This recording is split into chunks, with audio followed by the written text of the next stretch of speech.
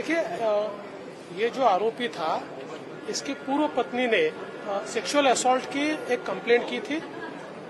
उसके लिए एक वारंट लेकर उसको उसकी तफ्तीश के लिए लेकर जा रहे थे। उस समय उसने पुलिस की बंदूक छीनकर पुलिस के ऊपर गोली चलाई, हवा में गोली चलाई और अपने संरक्षण के लिए पुलिस ने उसके ऊपर गोली चलाई। उसको हॉस्पिटल में ले जाया गया और अभी ऑफिशियली डॉक्टर डिक्लेयर करेंगे, लेकिन जो प्राथमिक जानकारी आ रही है शायद मृत्यु हुई है।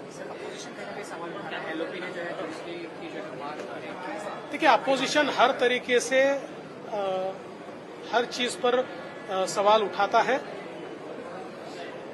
और यही अपोजिशन है जो बार बार बोलता था फांसी दे दीजिए। अब वही अपोजिशन जब पुलिस के ऊपर गोली चलाई जाती है तो पुलिस अपना रक्षण करेगी या नहीं करेगी।